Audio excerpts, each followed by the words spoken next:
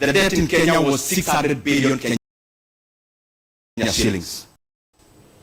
600 billion Kenya shillings when President Kibaki took over. By the time he left, it was around 1.8 trillion Kenya shillings.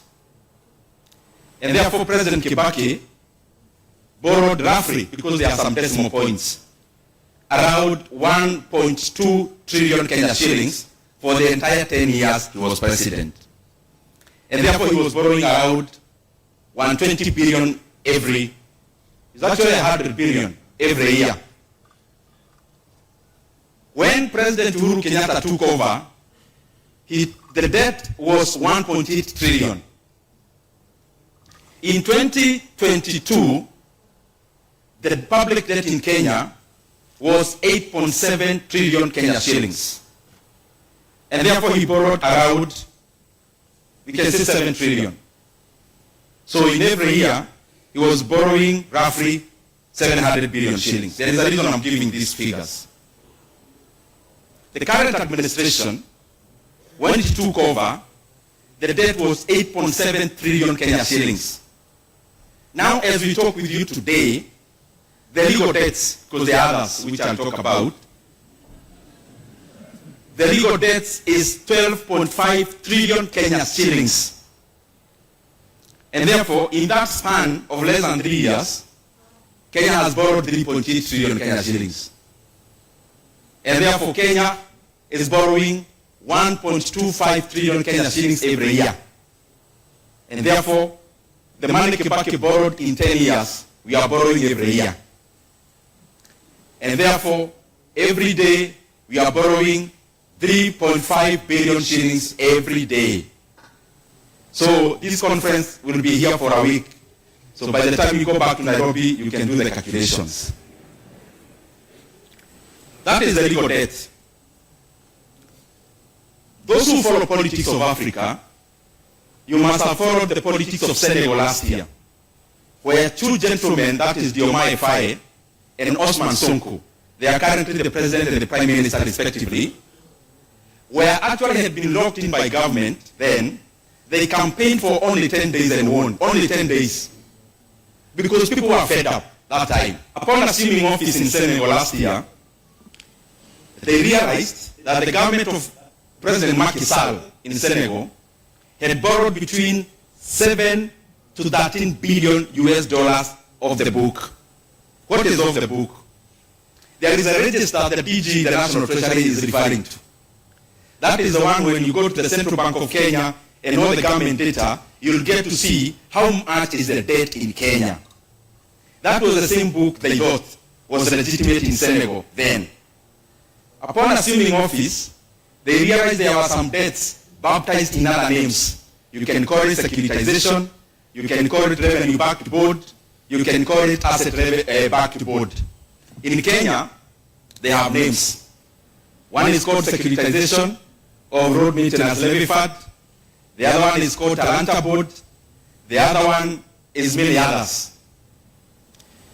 So they realized there was 13 billion US dollars borrowed off the book. As we talk today, the duo that was very popular in Senegal last year, just wait in the next few months. Actually, issues have already started. Why? Because it is important for a country to maintain one book of debt.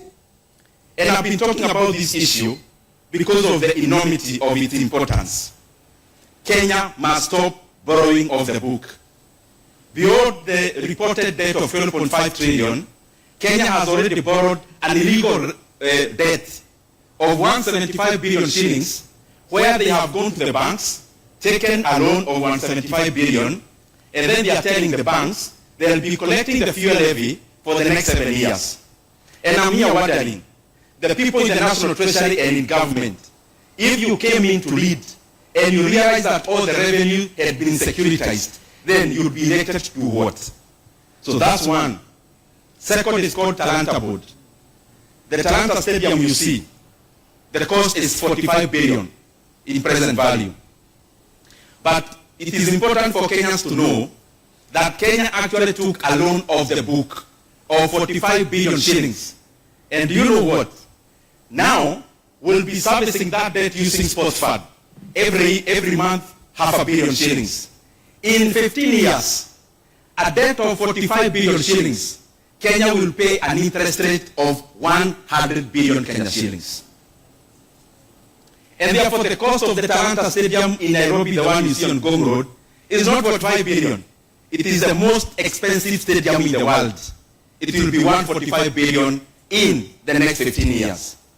So I've been requesting the people who are dealing with our debt, no one anakuzuia kukopa, but please let us maintain, as we have done in the past, only one book of debt. And this issue, again, was just discovered in Kenya last year. Actually this year, 2025, since independence, we have never done securitization. We have never done those kind of boards. It is important that when we get a squeeze on the normal borrowing, let us not expose Kenya by opening other secret, illegal books of loans. Policy, the issue of policy. I'm just going top line. As you realize nowadays, the fiscal policy in Kenya has now been hijacked by debt. And this is how. The reasoning of the National Treasury, they are my friends, some are doing their best. The fiscal policy in Kenya currently is only addressing one issue, to the detriment of the others. Why? If you look at both fiscal actually and monetary policy, if you look at the issue of interest rates, we keep seeing the CBR is coming down. But if you look at the lending to the private sector, it's decimated. It is either stagnant or going down. So to whose interest is the interest rate in Kenya going down? It is basically because of domestic debt service. And that is why you see now the composition of debt in Kenya, and everything has ramifications. Previously we are 50-50, that is domestic and foreign. But over time, we are now past 60 domestic. Why? Because Kenya does not want to be accountable to the external lenders. And you can see the trend. If IMF asks questions, what is our response as Kenya? We come to crowd out businesses in terms of credit in our banks. So we borrow internally. So in Kenya, the banking sector is making every year a return in terms of growth in profit, but it's not in tandem with the productive sectors of the economy. Because the government is dominant in lending, in borrowing. In the economic classes, we used to be told, the work of government is to release money to the economy, either through banks, through fiscal policy. Now you have inverted. Now the work of the government currently is to mop up money from the pockets of the people and from the pockets of the banks to do the public projects. But you're only transferring farm and consumer, farm and individual consumption to public consumption. Sorry, I just said I'll be doing the highlights. If you look at the exchange rate in Kenya, the exchange rate in Kenya is currently misaligned by around 12 to 18%. Misaligned in the favor of the Kenya shillings. Why? Because of the service of external debt. But what is the ramification of that? What is the ramification of having a misaligned currency, a stronger one? If you look at the graph of the Kenya currency, when Kenya was having its best years during President Kibaki's time, the Kenya shillings was actually misaligned to weaken, not to strengthen. Because when you strengthen the local currency, what are you basically doing? You make payment of interest rate cheaper, but you make all our exports less competitive, and number two, you make all the imports very attractive. That is why you see when the Kenya shillings is misaligned just because of debt, then we take a toll on the other sides of the economy, and especially the balance of payment, and in regards to the production side, not just the capital inflow and outflow. Let me, as I come to the conclusion, just say that what I've realized is that whatever PR you play around numbers, numbers will always betray you. If I say 4 plus 4 is 8, and somebody else is saying, no, it can be 9. Whether you paint it in black, in yellow, in red, 4 plus 4 will always be 8. And this is the reason I'm saying that. Beyond the paintings we are doing around how we are managing debt, how we want to do this, and how we've been doing this, numbers and figures always summarize stories. Numbers and figures always summarize narratives. Now, let me go back to the same regimes I talked about so that you compare by yourself. And you tell whether the policies now, the fiscal policy, because everything is boiling down to debt, is working or not. And I'll use the figure that encompasses everything, which is the GDP growth.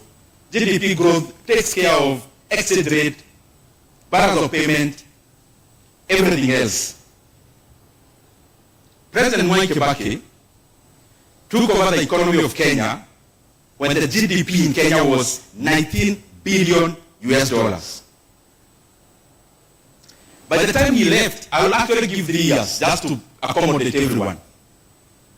Because currently we are in our 3rd year. 19 billion US dollar was the economy of Kenya when President Kibaki took over in 2002, 2003. In his first 3 years, up to 2005, the GDP of Kenya was 26 billion US dollars. And therefore the growth in 3 years was 36%, just taking this and use at the base. It was 36%. When President Uhuru took over in 2013, the GDP of Kenya was 61 billion US dollars. In his first 3 years, the GDP of Kenya was 74 billion US dollars. And therefore the economy of Kenya by then grew by 21% in 3 years. Now, the current administration took over when the GDP of Kenya in almost 2023, 2022 was 114 billion US dollars. We are projecting the economy of Kenya to be 131. We are not already there because it's by the end of the year. But the projection by the end of the year, it will be 131 billion US dollars. So if you do the math in dollar terms, that is 14.9%. Now, all of us, most of us here, did NEC exams, which was out of 100. And for you to do CPI, I think most of you got A's in many things. So for us to come closer home and NEC, let's multiply by 2 so that we see. Because our mentality is NEC, even me. I mean, everything I remark is about NEC. So if you times by 2, that is by 2.